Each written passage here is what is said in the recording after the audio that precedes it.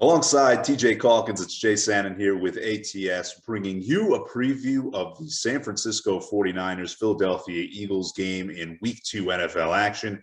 TJ, the Niners 2.5-point favorites, total set around 50. And this is an interesting spot, TJ, for the Niners. They did get a win last week, but it certainly was more interesting than it needed to be, whereas the Eagles demolished the Atlanta Falcons. What do you think happens in this contest?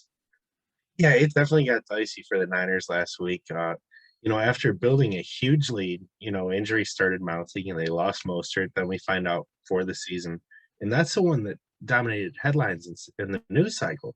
But they lost Jason Brett, man. That's their top corner, and he was kind of the glue that held that secondary together.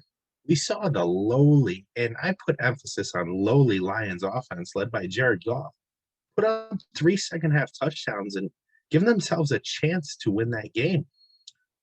Now San Francisco gets to travel east for the second week in a row to start the season, which is something I don't ever recall. I mean, I guess it's obscure. It probably happened and I forgot, but that's just a weird start to a schedule.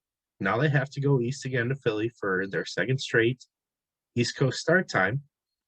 And man, did Philly look good last week. I mean, everywhere.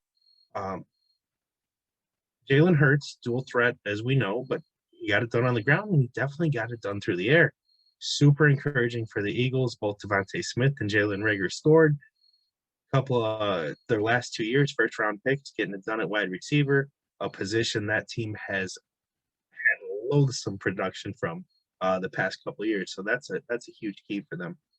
On the defensive side of the ball, Atlanta was only able to target wide receivers 10 times total last week. So, that game we saw from Deebo Samuel, and even if Ayuk is caught up at least on some level, I think wide receivers might have a hard time against Philly. It may have been a byproduct of the Falcons and Matt Ryan not pushing the ball as much as he should have, but everything about Philly looked really good last week, and I think the Niners in their secondary that's going to get torched for the rest of the season is going to get lit up this week.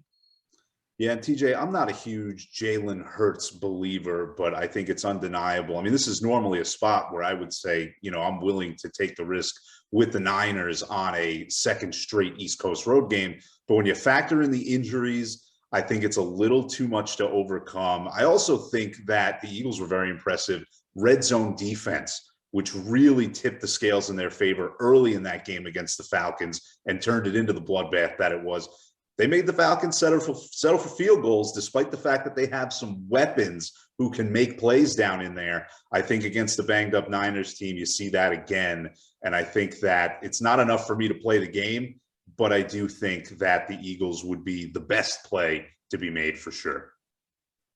Yeah, I think if you're betting the Niners, you might as well just parlay it with the over because it means they outscored the Eagles and didn't just soundly beat the Eagles. TJ, thank you for your thoughts on this game. Of course, for more on this contest, be sure to check out ATS.io. Until next time, TJ Calkins, Jay Sanin saying see you later. Good luck on your NFL Week 2 action.